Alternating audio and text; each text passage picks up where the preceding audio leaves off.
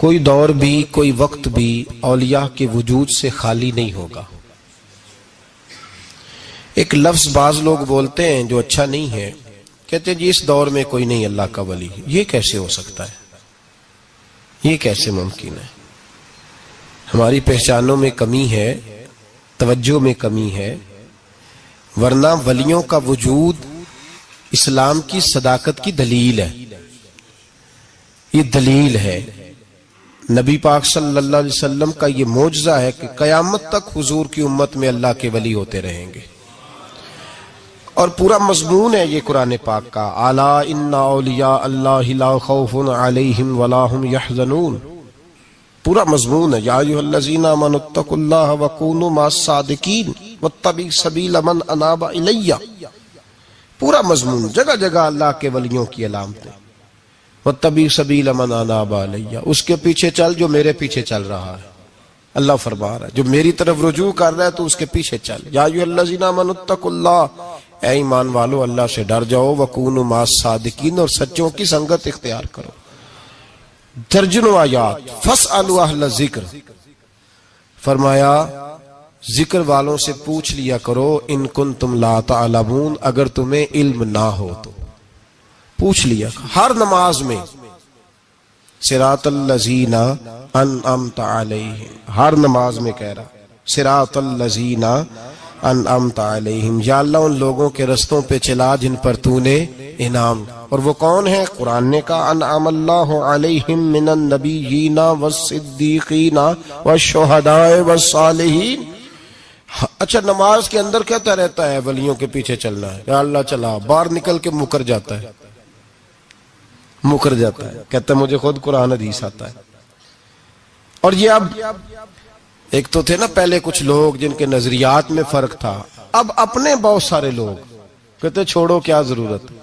بھئی پورا مضمون ہے قرآن پاک کا اللہ کے ولی، پورا ایک مضمون ہے، حدیث کا پورا باب ہے۔ آج میں صفات اولیاء عرض کرنے لگا ہوں، پہلے یہ تو سمجھ لینا جن سے پیار کرنا ہے وہ ہوتے کس طرح کے ہیں۔ آج یہ سمجھ لیں کہ ولی بنیادی طور پر ہوتا کون ہے۔ ایک ہے میں کہوں کہ ولی فلاں ہوتا ہے،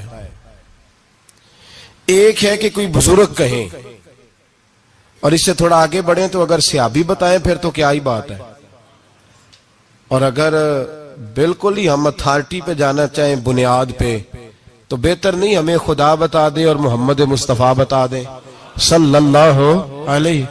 یہ سب سے مضبوط بات نہیں؟ کیا خیال ہے؟ 100 گلاں تے سرے تے گنڈ۔ بھئی پوچھو ہی نہ کسی سے، ڈائریکٹ قرآن پاک سے پوچھ لو ولی کون ہوتے ہیں۔ صحیح ہے؟ اج گل مکدی نہ مکائیے، ضرورت ہی نہ رہے۔ ایک کہنا میں بابا صاحب سے سنا ہے، دوسرا کہتا میں نے خواجہ صاحب سے سنا ہے، تیسرا کہتا میں نے فلاں صاحب سے سنا ہے۔ بھئی ضرور، کوئی عرض نہیں، یہ سارے لوگوں کی بات، سارا آنکھوں پہ، پر جو بات اللہ بیان فرمائے، جو بات اللہ کا قرآن بیان فرمائے وہ سب سے مضبوط ہے کہ نہیں؟ تو قرآن نے ولیوں کی علامت بیان کی، سورہ توبہ ہے، آیت نمبر 112 ہے، 11واں سپارہ ہے، گھر جا کے پڑھیں۔ اللہ فرماتے ہیں ولی کون ہوتے ہیں، میرے کامل بندے کون ہوتے ہیں۔ اللہ فرما رہا ہے التائبون، اللہ کے ولیوں کی پہلی علامت یہ ہے کہ وہ توبہ کرنے والے ہوتے ہیں۔ توبہ کا لغوی معنی رجوع کرنا، یعنی وہ اللہ کی طرف توجہ کرنے والے ہوتے ہیں۔ التائبون العابدون، وہ توبہ کرنے والے ہوتے ہیں اور عبادت کرنے والے ہوتے ہیں۔ پھر فرمایا العابدون الحامدون، وہ یہ آپ نے غور سے سننی ہے بات، خاصی توجہ کرنی ہے، یہ قرآن پاک ہے نا جی، یہ سب سے توجہ والا معاملہ ہے، خاص غور کریں۔ اور رٹا ختم کرنے لگا ہوں آج، جو قرآن پاک بیان کرے اس پہ اتفاق کرنا چاہیے کہ نہیں؟ کرنا چاہیے نا اتفاق، ضروری بات ہے نا جی۔ تو یہ ہمارے پاس قول فیصل ہے اللہ کی کتاب، ہمیں باہر جانے کی ضرورت۔ کسی نے ٹال والا ولی سمجھ لیا ہے، کسی نے گال والا ولی سمجھ لیا ہے، کوئی ولی بنا کے بیٹھ گیا ہے، کوئی بنا کے، جاہل مطلق، پرلے درجے کے جاہل لوگ، دین کی روح ابجد کا نہیں پتا، اور مصیبت گلے میں ڈالی ہوئی ہے۔ پتہ نہیں کیا مائنڈ سیٹ ہے لوگوں کا بھی، کس طرح لوگوں کو قابو کرتے ہیں این فرائض چیزوں پہ۔ اب یہ ملنگوں نے پکا رٹا لگایا، کہتے ہیں مولویاں کو نہ جایا جائے۔ اور میں کہتا رہتا ہوں میں بھی اس مولوی کے خلاف ہوں جو مولوی دینداری نہیں کرتا، دنیا داری کرتا ہے۔ پر مولوی کا معنی مولا والا، کیا ترجمہ ہے؟ عجیب تو آدمی ہے، پکا رٹا۔ وہ ہمارے سندھ کے راجے مہاراجے سائیں، پنجاب کے وڈیرے اپنے گاؤں میں سکول نہیں بننے دیتے تھے، اس لیے کہ وہ کہتے تھے اگر ان کے بچے پڑھ گئے نا تو ہماری بھینسوں کو چارہ کون ڈالے گا۔ اسی طرح یہ جو پیر ہے نا آج کل کے، یہ علماء کے پاس نہیں جانے دیتے، کہتے ہیں انہوں پتہ لگ گیا تو سانو مننا ہی کو نہیں ہے، لہذا ان کو دور دور رکھو تاکہ یہ کہیں ایسا نہ ہو کہ ہم سے پیچھے۔ ادھر تسی بابا دھیانے لایا ہے کہانیاں سنو کے۔ اب تو لوگ دین بھی قوالوں سے سیکھتے ہیں، قوالوں سے معاذ اللہ، اور ایسے ایسے کفر ہے معاذ اللہ ثم معاذ اللہ۔ تو جو قرآن بیان کرے وہ ہمارے لیے سب سے بہتر نہیں؟ قرآن مجید نے کہا التائبون العابدون، توبہ کرنے والے، عبادت کرنے والے، حامدون، اللہ کی حمد کرنے والے، سائحون، روزے رکھنے والے۔ کون جی؟ ولیوں کی علامتیں، روزے رکھنے والے، راکعون ساجدون، رکوع کرنے والے اور سجدے کرنے والے، رکوع کرنے والے اور سجدے کرنے والے۔ بس توبہ کی، رکوع کیا، سجدہ کیا، نماز پڑھی، عبادت کی، یا اللہ کافی ہے؟ فرمایا نہیں، الآمرون بالمعروف، نیکی کا حکم دینے والے، والنہون عن المنکر، اور برائی سے روکنے والے، میدان میں رہنے والے، میدان میں، والحافظون لحدود اللہ، نیکی کا حکم دینے والے، برائی سے منع کرنے والے، اور اللہ کی حدوں کی حفاظت کرنے والے۔ اللہ کی حدوں کی یہ علامتیں بیان کر کے کہا وبشر المومنین، محبوب اپنے ان غلاموں کو میری رضا اور جنت کی خوشخبری سنا دے۔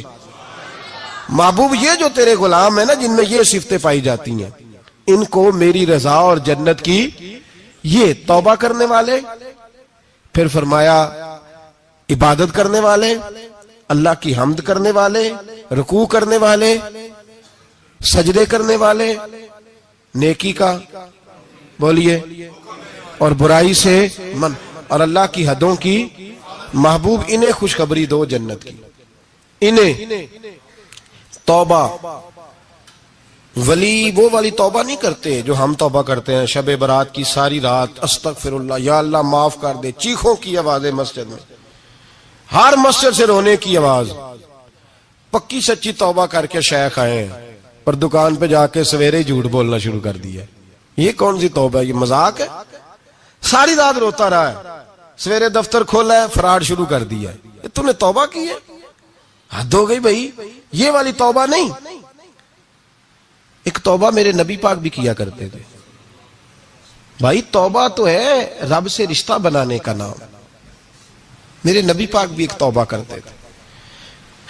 بخاری مسلم میں حضور نے فرمایا میں ایک دن میں 100 مرتبہ استغفار کرتا ہوں۔ اس کا کیا مطلب تھا؟ امت کو تعلیم دینے کے لیے۔ یہاں تو میرے طرح کے بہت سارے لوگ جب گفتگو کرتے ہیں تو لگتا ہے اپنے آپ کو بڑا پرہیزگار سمجھتا ہے۔ بہت سارے لوگ، کبھی کسی کو تکلیف تو نہیں دی، میں نے تو کبھی کسی کا برا نہیں چاہا، جب ہم بات کر رہے ہوتے ہیں تو صرف ہم نیک ہوتے ہیں۔ اللہ کے بندوں کا یہ طریقہ، ان کا یہ سٹائل نہیں، یہ طریقہ نہیں۔ حضرت امام احمد بن حنبل فرماتے میں غلام خریدنے گیا،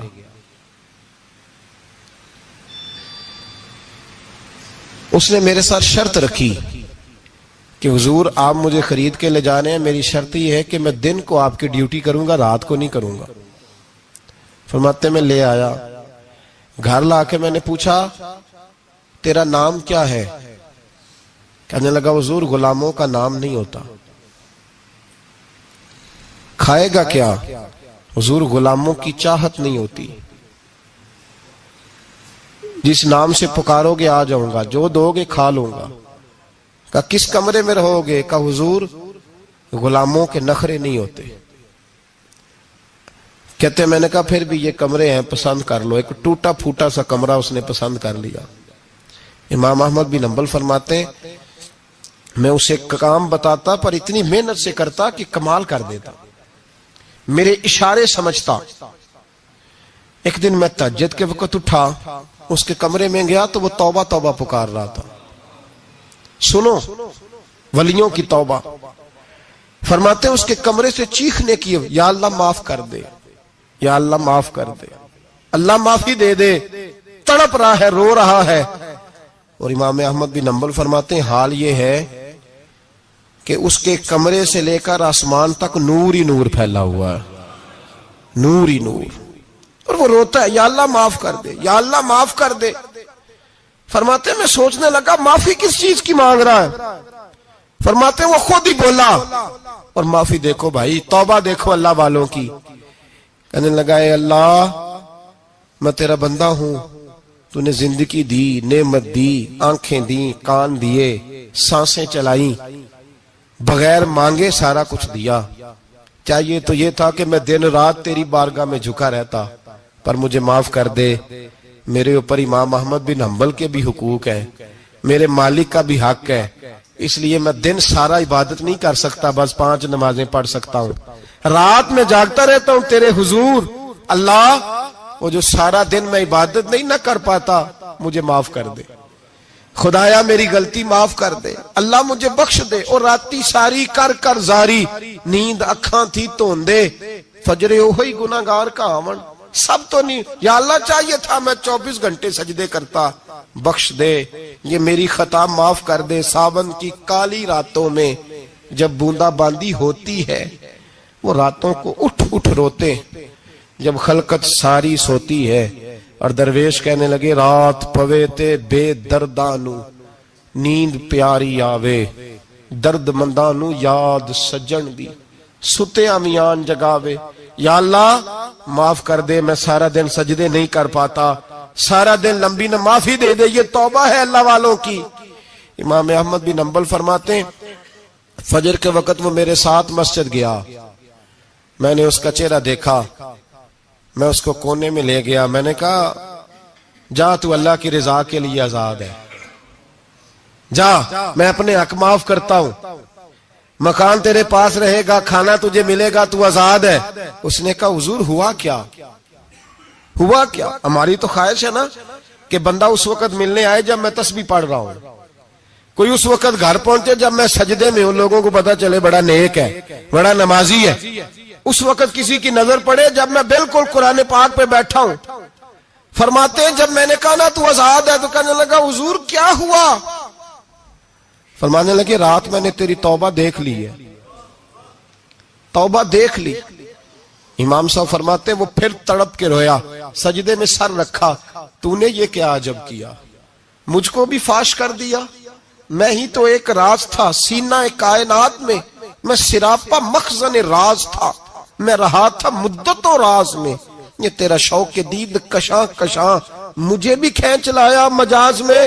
اے اللہ پردہ ہی کھول دیا ہے تو نے، یہ عبادتیں، یہ توبہ، یہ ریاضتیں، یہ تیرا میرا راز تھا، اللہ تو نے پردہ ہی کھول دیے، مہربانی کر مجھے پردہ پوشی عطا فرما، اللہ معاف کر دے، مجھے پردہ پوشی عطا کر۔ حضرت امام احمد بن حنبل فرماتے ہیں سجدے میں اس نے بلند آواز سے اللہ اکبر کہا، پھر وہ گرا، اس کی روح پرواز کر گئی، پرواز کر گئی، چلا گیا، رخصت ہو گیا۔ یہ عاشق کا جنازہ ہے، ذرا دھوم سے نکلے، محبوب کی گلیوں سے ذرا گھوم کے نکلے۔ او بھائی اس بات پہ بھی توبہ ہے کہ یا اللہ میں سارا دن نفل نہیں، یہ اللہ کے ولیوں کی توبہ ہے، سارا کچھ کر کر آ کے نا، سارا کچھ کر کر آ کے پھر بھی معافی، ڈیوٹیاں کر کے ساری پھر بھی معافی، یا اللہ معاف کر دے، سارا دن عبادت کر کے پھر بھی کہتے اللہ بخش دے۔ وہ نیکوکار ہونے کے باوجود توبہ کرتے ہیں، یہاں گناہگار ڈٹے ہوئے، ڈٹ گئے۔ توبہ بندے کو اللہ کے قریب کر دیتی ہے۔ ہم لوگ کہتے ہیں گناہ ہوں گے تو توبہ کریں گے نا، اور ہمارے زمانے میں تو گناہگار ہے ہی نہیں، سارے نیکوکار ہیں، اللہ ماشاءاللہ۔ گناہگار ہوں گے تو توبہ کریں گے۔ کئی دفعہ نا ہمارا بھائی ناراض ہو جاتا ہے، دوست ناراض ہو جاتا ہے، تو وہ جب ناراض ہوتا ہے نا بہت زیادہ بولتا نہیں تو ہم پھر قریب جاتے ہیں اس کو پوچھتے ہیں کیا بات ہے کیوں ناراض ہے ادھر دیکھیں میری طرف کیوں ناراض ہے کیا ہوا وہ کہتا ہے نہیں بس چھوڑو ہمیں نہیں پتا ہوتا تفصیل پوچھنی پڑتی ہے بات کرنی پڑتی ہے پھر وہ بتاتا ہے کہ وہ جو تو نے ایک جملہ کہا تھا نا وہ تجھے نہیں کہنا چاہیے تھا پھر ہمیں خیال آتا ہاں مجھ سے غلطی ہو گئی پھر ہم کیا کرتے ہیں معافی مانگتے ہیں راضی کرتے ہیں ہوتا ہے ایسے کہ نہیں ہوتا ہے نا جناب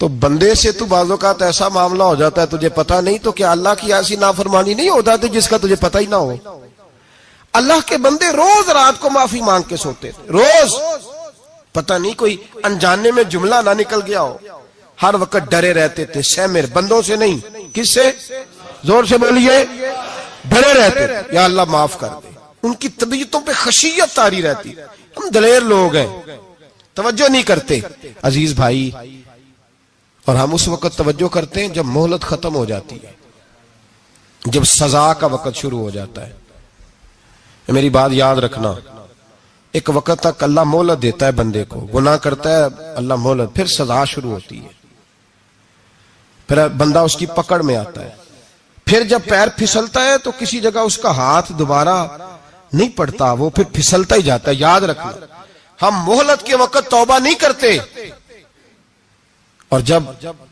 پھسل جاتے پھر ہم کہتے ہیں اوہو یہ کیا ہوا دیکھو حضرت حبیب اجمی رحمت اللہ علیہ سود کا کاروبار کرتے تھے اب تو لوگوں نے نام بدل دیا ہے نا سود کا نام لوگوں نے پرافٹ رکھا ہے اور بڑے بڑے حسین لوگ ہیں اور نئے ہمارے ترجمے اور میں وہ پیسے غریبوں کو دے دیتا ہوں کبھی گندے پانی سے وضو ہوا ہے تو گندے رقم سے غریبوں کا بھلا کرے گا تجھے ثواب ملے گا تو مذاق کر رہا ہے تو دین کے ساتھ کبھی گندے پانی سے بھی وضو ہوا ہے میں غریبوں کو کیا مطلب ہے اس بات کا نبی پاک سے زیادہ تجھے غریبوں سے پیار ہے معاذ اللہ حضور نے نہیں کہا سود لے لو اور غریبوں کو دے دینا حضور رحمت للعالمین ہے نا تو چاہیے تھا کچھ ایک ہمیں دے کے جاتے حبیب اجمی کہتے ہیں میں سود کا کاروبار کرتا تھا حضرت حسن بصری کبھی کبھی مجھے ملتے تھے اور مجھے فرمایا کرتے تھے مہلت سے فائدہ اٹھاؤ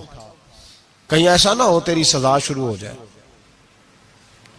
مہلت سے فائدہ اٹھا اللہ نے مہلت دی ہوئی ہے تو سمجھتا ہے میں بڑا سمارٹ ہوں میری بڑی عقل ہے میں کہیں الجھ نہیں رہا میں جا رہا ہوں دھوکے دیے جا رہا ہوں تو کوئی مجھے پکڑ ہی نہیں رہا یہ مہلت ہے فائدہ اٹھا ورنہ پھر جب وہ پکڑنے پہ آتا ہے ان بطش ربک لشدید پھر اس کی پکڑ سخت ہے توبہ کر لے مہلت کے وقت توبہ کر کہتے میری دل پہ بات اثر نہیں کرتی تھی میں جی کرتا ارادہ کرتا پر چپ کر جاتا میرے پاس بڑی رقم تھی لوگوں کو دے رکھی تھی سود پہ میں وہ پیسے لاتا اور اسی سے میرا سارا کام چلتا میں نے تجزیے پڑھے ہیں مجھے یقین نہیں آتا ویسے میں نے تجزیے پڑھے ہیں کہ لوگوں نے اربوں روپیہ بینکوں میں رکھا ہوا ہے مجھے نہیں پتا لیکن میں نے جو اخباروں میں پڑھا اربوں روپیہ ہے اور لوگ سود کا کاروبار کرتے ہیں اور کمائی کھاتے ہیں سود کی معاذ اللہ استغفر اللہ فرماتے میں نے کہا مولوی پیر صوفی بتاتے ہی رہتے ہیں میرے پہ اثر نہیں ہوتا تھا فرماتے ایک دن نا ایک بندے کی گوشت کی دکان تھی اس سے میں نے سود لینا تھا میں اس کی دکان پہ گیا پیسے رکھ اس نے کہا یار مہلت دے نہیں ہے کہا ادھر پیسے رکھ یار نہیں تیری مہربانی کہا چل پھر اتنے کلو گوشت اتار لیکن پیسے پھر بھی باقی ہیں سود والے کہتے ہیں وہ گوشت میں اتار کے لایا میری بیوی بھی مجھے روز سمجھاتی تھی کہ باز آ جا کہتے ہیں میں گوشت گھر لایا حضرت بی بی اجمی کہتے ہیں میری بیوی نے پکانے کے لیے ہنڈیا چولہے پہ چڑھائی اور ابھی اس نے مسالہ ڈال کے اس کے اندر چمچہ گھمایا ہی تھا کہ وہ سارا خون بن گیا میری بیوی چلائی کہنے لگی جلدی آ تو بھی برتن لا بچے بھی بلا میں بھی بیٹھتی ہوں یہ خون بن گیا جو تو غریبوں کا نچوڑ کے لایا تھا آج خون پیئیں گے سارے آ جا کہتے ہیں ہم میرے ذہن میں بات گونجی حضرت حسن بصری کی کہ وقت پہ توبہ کر لے کہیں تیری سزا نہ شروع ہو جائے مہلت کے وقت توبہ کر کہیں سزا نہ شروع ہو جائے آج بچ جا فرماتے آواز گونجی میں سمجھ گیا کہیں سزا تو نہیں شروع ہو گئی میں تڑپا بچے گود میں بٹھا کے میں کھول کے رویا. میں نے اپنی بیوی سے کہا آج کے بعد نہیں کرتا. کہنے لگی جا پھر.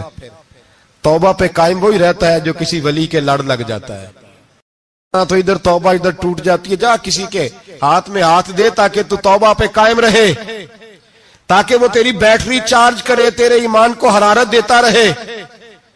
کہتے میں نکلا گھر سے حضرت حسن بصری کے پاس توبہ کرنے. ابھی میں رستے میں تھا تو چھوٹے چھوٹے بچے کھیل رہے تھے.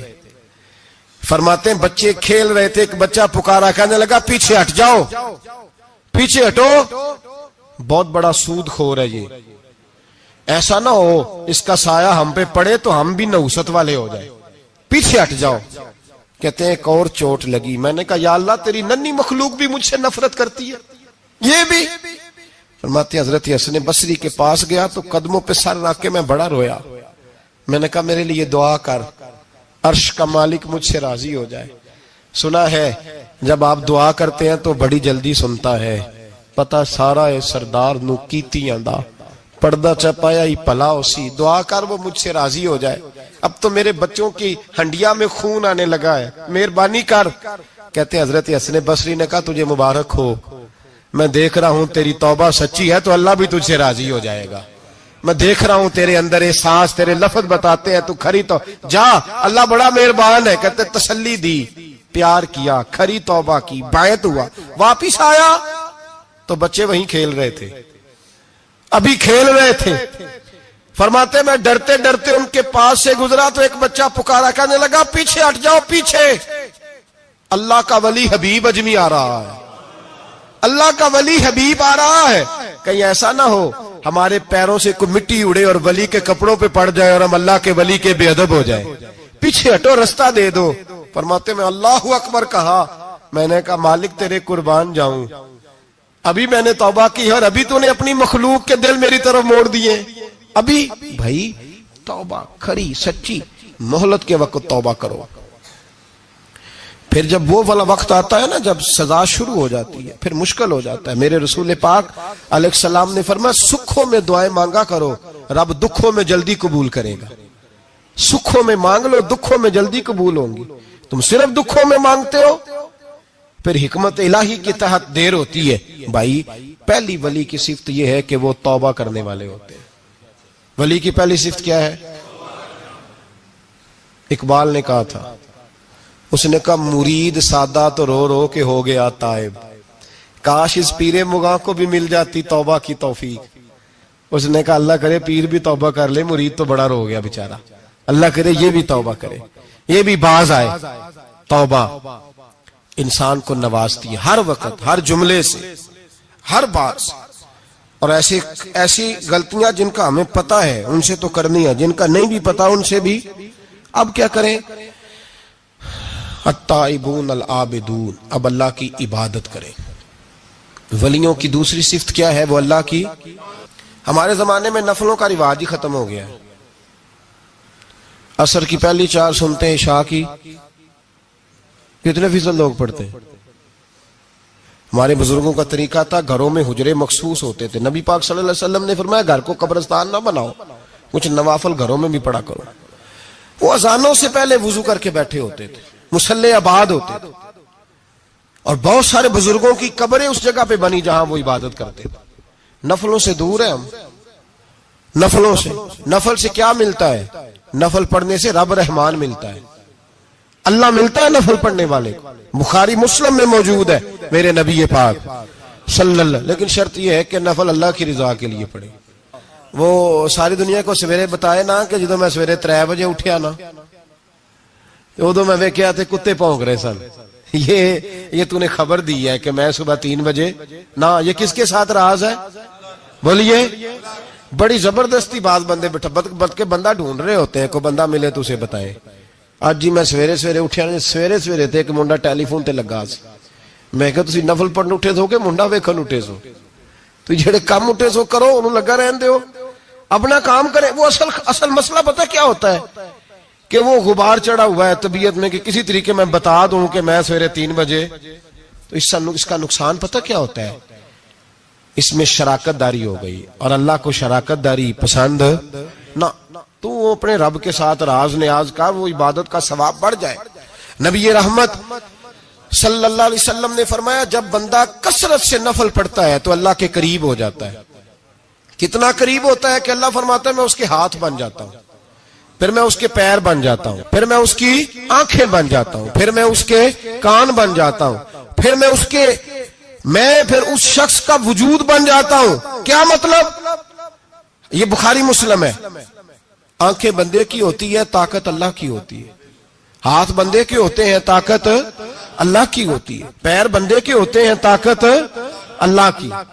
تو پھر اگر کوئی ولی دور سے سن لے تو طاقت کس نے دی ہے؟ تو اگر کوئی ولی دور سے دیکھ لے تو طاقت کس نے دی ہے؟ اللہ نے. اگر کوئی ولی ہاتھ بڑھا کے کسی کی پریشانی دور کر دے تو طاقت کس نے دی؟ یہ پیچھے طاقت کس کی ہے؟ اللہ کی. تو یہ بخاری مسلم ہے. اللہ کی عبادت کریں, عبادت سے برکت آتی ہے. حضرت ابو ادریس خولانی رحمت اللہ علیہ حضرت معاذ بن جبل کے شاگرد تھے, تابی بزرگ تھے. فرماتے ہیں کہ میں جب سے حضرت معاذ بن جبل کی صحبت میں بیٹھا نا تو برے کاروباروں سے میری طبیعت تو چاٹ ہو گئی. کئی کاروبار میں دیکھتا تو جھوٹ بولنا پڑتا, اس میں بڑا کچھ کرنا پڑتا, تو مجھے ڈر آتا. آپ فرماتے میں نے نا بڑی کوشش کی پر میری مرضی کا کام مجھے, صوفی کاہل نہیں ہوتے, سست نہیں ہوتے, جھوٹ نہیں بولتے. فرماتے میرے اندر طاقت تھی کہ میں حلال کما کے بچوں کو کھلاؤں پر میری مرضی کا کام نہیں ملتا تھا. حد ہو گئی. اور جب انسان نیکی کی طرف آتا ہے تو کچھ نہ کچھ آزمائشیں ضرور آتی ہیں, یہ پکی بات ہے, پکی بات. جب وہ غلط ملت کر رہا ہوتا ہے تو اس کو لگتا ہے سارا کچھ صحیح ہے, جب سیدھا ہوتا ہے تو بہت ساری پریشانیاں بھی ضرور آتی ہیں. یہ مزاج ہے دین کا. آپ فرماتے ہیں میں پریشان رہنے لگا, حالات خراب ہونے لگے, آزمائش سخت ہونے لگی, کاروبار بند ہو گیا, کام ہی کوئی نہیں ملتا تھا. میری بیوی ناراض رہنے لگی. ہلکا ہلکا تو اس نے مجھے کہنا شروع کیا, پھر جلال میں آ گئی. اور ایک دن مجھے کہنے لگی اگر آج نانا کچھ لے کے آئے تو بچے لے کے میکے چلی جاؤں گی. آپ فرماتے میں بڑا پریشان ہوا, نکل گیا فجر پڑھ کے کام کی تلاش میں. میں نے ظہر تک تلاش کیا لیکن مجھے کام نہ ملا. آپ فرماتے ہیں نہر فرات کے کنارے تپتی ہوئی ریت پہ میں بیٹھا تھا تو میرے دل میں خیال آیا بندوں کی مزدوری نہیں ملتی تو آج اللہ کی نہ کر لیں, آج اللہ کی مزدوری نہ کریں. آپ فرماتے ہیں میں نے گرم ریت سے تیمم کیا, وضو کیا وہیں فرات, اور گرم ریت پہ کپڑا بچھایا تو نفل پڑھنے شروع کر دی. زور سے اثر تک نفل پڑھے, زور سے. چلے میں ایک دعا کرتا ہوں, آپ آمین کہنا. اللہ کرے کہ ہم مغرب کے بعد والے نفل ہی پڑھنے شروع کر دیں. نبی کریم سید عالم صلی اللہ تعالی علیہ وآلہ وسلم کے غلاموں کا حال دیکھے, عبادت کا حال دیکھے.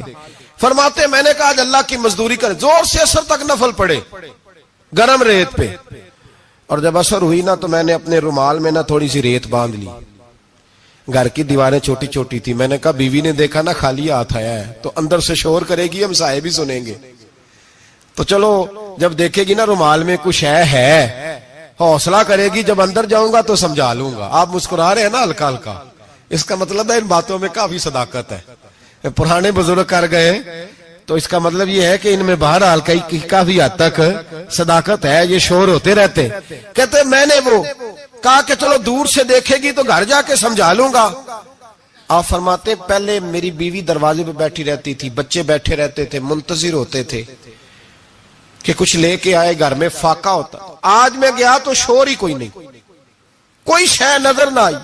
وہ ریت سے بھرا ہوا میرا پلو میں نے دروازے کے ساتھ رکھا, اندر چلا گیا. بیوی کو آواز دی کہاں ہو؟ کہنے لگی منہ ہاتھ دھو لو, میں روٹی لے کے آئی. ہاتھ دھو گئی, روٹی کدھر سے آئی؟ اس گھر میں تو فاقے تھے, کھانا کدھر سے آیا؟ کہتے روٹی لائی, سلاد بھی لائی, دودھ بھی لائی, اس زمانے میں جو نعمتیں تھی پھل بھی لائی, سارا آ گیا. میں نے گھور کے دیکھا, میں نے کہا کدھر سے آیا یہ سارا کچھ؟ کہاں ہے بچے؟ کہنے لگی روٹی کھا کے باہر نکل گئے ہیں. میرے دل میں خیال آیا میری بیوی کا کردار تو چاند سے زیادہ اجلا ہے, تو یہ سارا کچھ کیسے آیا؟ میں نے کہا یہ کہاں سے آیا سارا کچھ؟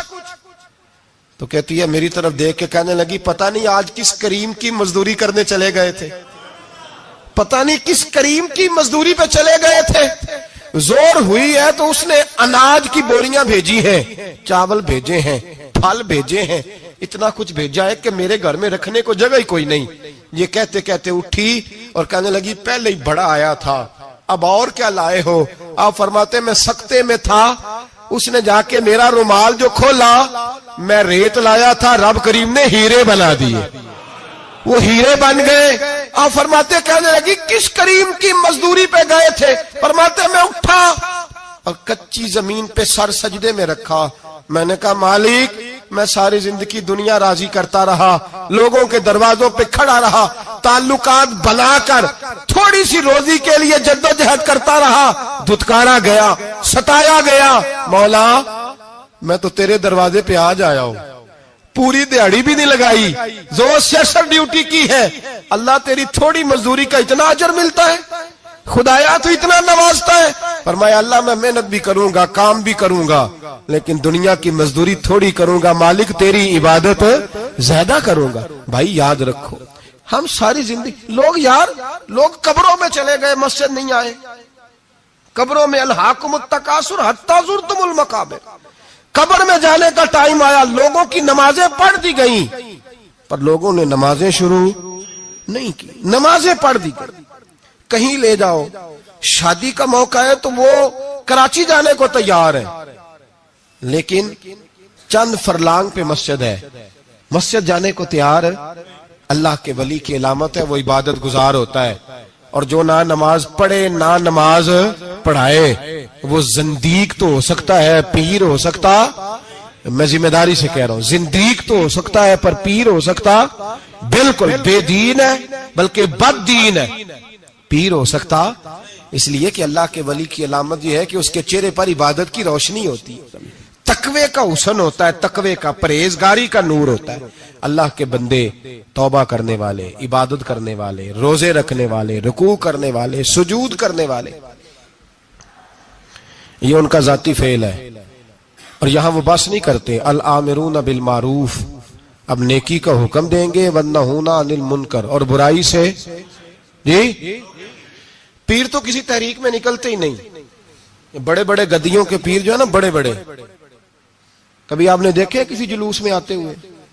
جی چلے کچھ درویش ایسے ہیں جو اپنی طبیعت کے تقاضے کے مطابق نہیں آتے، لیکن وہ امت کی مظلومیت سے بے خبر نہیں ہوتے، وہ ایک علیحدہ بات ہے کہ وہ عبادت گزار ہے، وہ ویسے ہی نہیں نکلتے، وہ چلے ایک، لیکن وہ مرید اگر بلائے تگڑا تو پشاور بھی چلے جائیں، جی لندن کا بھی دورہ کر رہے ہیں، امریکہ بھی ہوا ہے، سنے بھائی سنے، یہ قرآن مجید، یہ صفتیں کون بیان کر رہا ہے ولیوں کی؟ کون بیان کر رہا ہے؟ تو کسی ملنگ کی ماننی ہے کہ اللہ کی ماننی ہے؟ تو اللہ کہہ رہا ہے کہ ولی کی صفت یہ ہے وہ نیکی کا حکم دیتا ہے اور برائی سے، پیر صاحب امریکہ چلے جاتے ہیں، لندن یورپ چلے جاتے ہیں، لیکن کسی تحریک میں نہیں، کسی میں نہیں۔ ناموس رسالت کی بات آئی، پیر سوئے رہے، کون تھے سڑکوں پہ؟ پیر تھے کہ مولوی تھے کہ نعت خواں تھے؟ قوال تھے جن کو سرمایہ کھا گئے جو سارا ہمارا، یہ لوگ تھے؟ تحریک ختم نبوت میں ڈنڈے کس نے کھائے؟ علماء نے۔ غازی ممتاز حسین قادری کی تحریک چلی تو سڑکوں پہ کون نکلا؟ تحریک ختم نبوت۔ بتاؤ نا کسی پیر کا بیان دکھاؤ مجھے جس نے کہا ہو۔ تھک گئے گلے، ہماری ریکارڈنگیں لا لا کے لوگ ہمیں سناتے ہیں، کہتے ہیں جناب آپ کی سخت تقریریں نوٹ ہو رہی ہیں اور سوشل میڈیا پہ دور دور جا رہی ہیں، تھوڑی احتیاط کریں۔ میں نے کہا یار کس طرح احتیاط کریں، کیسے احتیاط کریں؟ جس کتے کو اس کا مالک 4 روٹیاں ڈالتا ہے وہ ساری رات آوازیں دے دے کے گزار دیتا ہے کہ میں کسی کو اندر نہیں آنے دوں گا، ہم نے تو ساری زندگی رسول اللہ کا کھایا ہے، تو تیرے کہنے پر خیال کریں، تیرے کہنے پر یہ کیسے ہو سکتا ہے؟ کتا نہیں کر رہا نمک حرامی اور تو ہمیں مشورہ دے رہا ہے؟ جنہ تنا وچ عشق نہ رچیا کتے ہونا تھی چنگے، اور مالک دے کر راکھی کر دے صابر بھوکے ننگے، ہم سے کوئی آدمی نرمی کی امید نہ رکھے۔ تم غیرت ایمانی کو للکارو، ہم چپ کر کے بیٹھے رہیں، ختم نبوت کی بات کرو ہم خاموش رہیں، ناموس رسالت کی بات کرو ہم خاموش رہیں۔ دین فروش اور ہوتے ہیں اور دین کے چوکیدار اور ہوتے ہیں، اور اگر آؤ گے نا کبھی منہ ڈال لے دین کے معاملے میں تو چوکیدار تمہارا مقابلہ کریں گے۔ اگر مار نہ سکے تو مار ضرور جائیں گے انشاءاللہ تعالی. یہ ارادہ ہے اور یہ وعدہ ہے انشاءاللہ تعالی. مار نہ سکے تو مارے. ہاں یہ یاد رکھو. کوئی آدمی ہم سے کمزوری کی امید نہ کرے. جسے زندگی ہو پیاری وہ یہیں سے لوٹ جائے. میرے قافلے میں شامل کوئی کم ظرف نہیں ہے. حضرت بایزید بستامی رحمت اللہ، ایک بچہ تپلا سرنگی بجا رہا تھا. حضرت گزرے، اس کے ہاتھ میں بانسریا بھی تھی. فرمانے لگے بند کر بند کر، میں نہیں بجانے دوں گا. میری موجودگی میں تو بجا ہی نہیں سکتا. میں نائب ہوں اپنے نبی پاک کا، اور حضور صلی اللہ علیہ وسلم کے سامنے کوئی برائی کر نہیں سکتا تھا.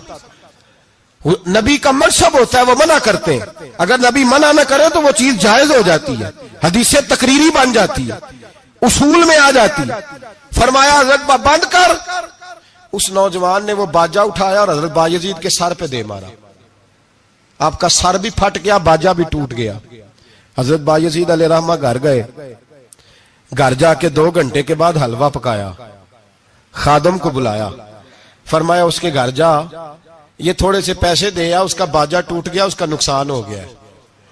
اسے نقصان کے پیسے دے اور حلوہ دے آ، اس کا دل راضی ہو جائے.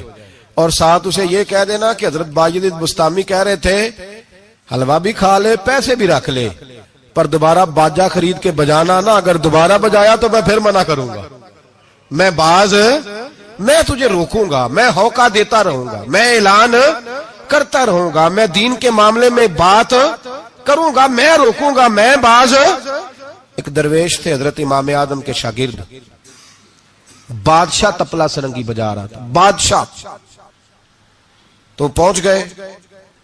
بادشاہ کے اٹھا کے نا وہ تپلا سرنگی تو زور سے مارا، زمین پہ ٹوٹ گیا سارا کچھ.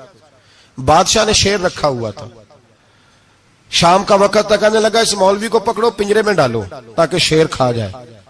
اٹھایا، بابا جی کو پنجرے میں ڈال دیا. ساری رات تپلا سرنگی بجتا رہا. سویرے فجر کا وقت ہوا تو اٹھے گویے جانے لگے. تو بادشاہ کہنے لگا پتہ کرو بابے کے جوتے شوتے کپڑے جو بچے باہر نکال لو. لوگ کہتے ہیں ہم گئے، جب پہنچے نا شیر کے جنگلے میں تو بابا جی فجر کی نماز پڑھ رہے تھے اور شیر ان کے پیر چاٹ رہا تھا.